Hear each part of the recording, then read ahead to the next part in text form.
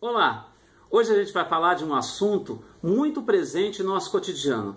Vamos falar sobre soluções.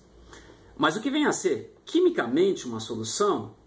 Muito simples. Solução é o nome dado a qualquer mistura homogênea, como por exemplo, soro fisiológico, uma solução aquosa que possui a água, portanto, como substância em maior quantidade, chamada de solvente, e o cloreto de sódio, a substância que está em menor quantidade, portanto chamada de soluto. Porém, não existem apenas soluções líquidas, como o soro fisiológico, ou soluções aquosas, também como o soro fisiológico. Existem soluções gasosas e também soluções sólidas. Um exemplo clássico de solução gasosa é o ar atmosférico, composto basicamente por 78% do gás nitrogênio e 21% do gás oxigênio. Se a gente seguir a definição então de soluto e solvente, como a gente fez para o soro fisiológico, no caso do ar atmosférico, o solvente é o nitrogênio e o oxigênio é um dos solutos dessa solução.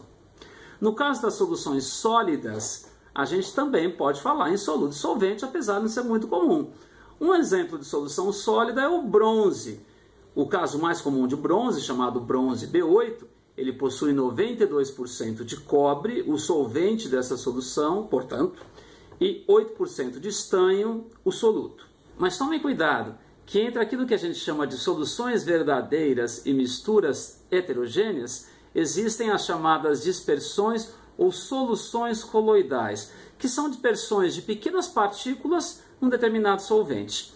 Essas partículas, no caso das dispersões coloidais, têm entre 10 e 1000 nanômetros de diâmetro. Um nanômetro nada mais é do que uma unidade de comprimento e que equivale a 10 a menos 9 metros. Para ficar mais claro, né? No caso da neblina, por que a gente não pode usar farol alto numa neblina? Por que ao invés de iluminar a estrada, é como se iluminasse a neblina e a gente não enxergasse nada? Porque uma das propriedades clássicas das soluções coloidais gasosas ou líquidas é a dispersão da luz quando tenta atravessar essa mistura, o chamado efeito Tyndall. Bom, mas isso das soluções coloidais é um assunto que vai ficar para uma próxima aula. Por enquanto, tentem fazer então as questões do formulário, que vocês já têm o endereço, mas que está aparecendo aqui embaixo para ninguém poder falar que não sabe como é que chega esse formulário, tá bom?